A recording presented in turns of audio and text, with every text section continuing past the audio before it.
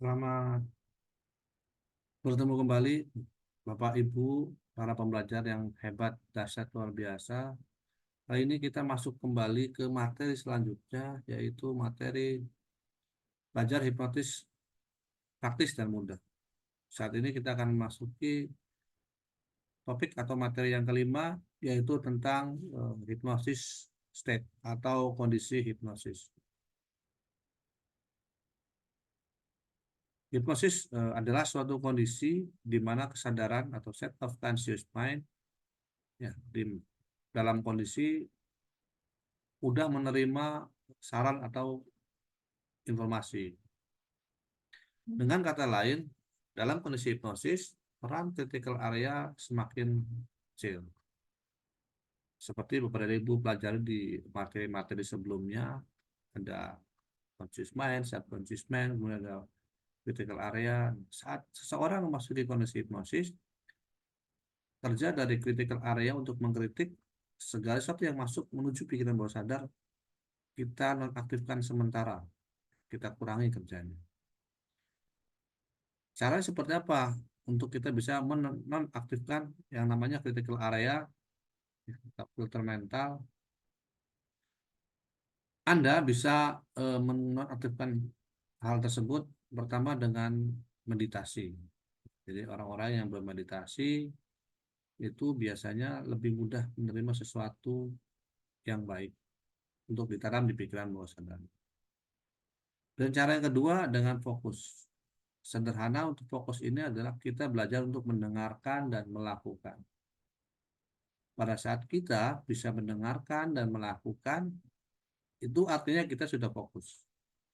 Setelah Anda bisa fokus, maka Anda bisa membimbing diri Anda sendiri ataupun Anda dibimbing untuk memasuki kondisi pikiran bawah sadar, ya, atau memasuki kondisi yang namanya kondisi hipnosis.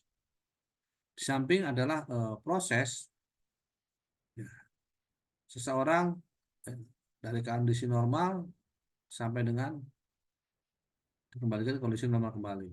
Yang pertama, kondisi normal. Ya. Kondisi normal atau normal state ini adalah kondisi di mana kita memiliki sebuah masalah, sebuah problem, baik itu yang berhubungan dengan perilaku, perasaan. Ya. Jadi kondisi tersebut adalah kondisi biasanya seorang untuk diedit pikiran bawah sadarnya atau seorang di hipnoterapi, seorang di hipnosis. Dalam kondisi normal state, kemudian kita bawa menuju kondisi hypnosis state atau trance, di mana untuk menuju kondisi tersebut ada tahapan-tahapan atau yang biasa disebut dengan proses hipnosis. Pada saat seseorang mengikuti instruksi, ya sudah bisa fokus untuk memasuki kondisi trance atau kondisi hipnosis. Ada yang namanya tes sugestibilitas, ada yang namanya building rapport, ada yang namanya induksi. Pada saat seseorang sudah memasuki tahapan tersebut, maka seseorang itu bisa dikatakan mendekati trance atau biasa istilah dalam hipnosis dengan light trance. Kemudian seseorang pada saat memasuki kondisi light trance itu sudah memasuki kondisi hipnosis, cuma belum masuki kondisi hipnosis yang dalam atau deep trance. Ada tahapan hipnosis yang dinamakan dengan deepening. Ini adalah membawa seseorang memasuki kondisi trance yang lebih dalam dengan deepening. Bisa dengan hitungan, misalkan saya akan menghitung dari 3 ke 1, di mana setiap hitungan saya membuat Anda memasuki kondisi tidur Anda yang lebih dalam lagi. 3, tidur lebih dalam. 2, semakin dalam. Dan 1, tidur lebih dalam lagi. Itu salah satu contoh deep trance. Contoh deepening. Kemudian ada juga dengan cara masuk ke dalam lift, kemudian kita bimbing untuk menurunkan lift, bisa juga dengan menurunkan anak tangga. Itu adalah tahapan-tahapan atau jenis-jenis deepening untuk memasukkan seorang memasuki kondisi trance yang lebih dalam lagi. Setelah deep trance, ada yang namanya pemberian sugesti. Kemudian dalam pemberian sugesti tersebut, kita beri sugesti yang positif. Kalau orang trauma, kita hilangkan traumanya. Macam hal yang bisa kita lakukan berarti seorang bisa masuk di kondisi trance. Nah, kondisi trance ada yang namanya anchoring.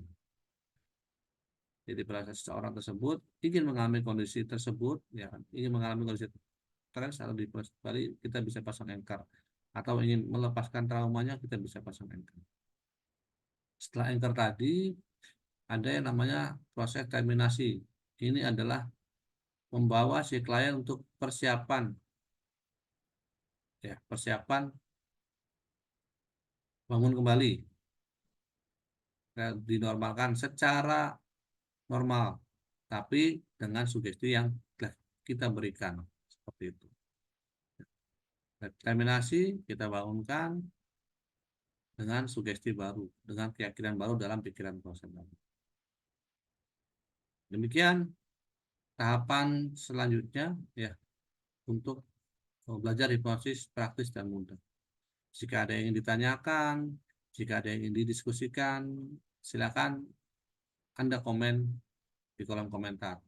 Dan jangan lupa subscribe, like, and share agar semua orang bisa memahami kebaikan dari hipnosis. Oke, sampai jumpa lagi di part selanjutnya. Terima kasih.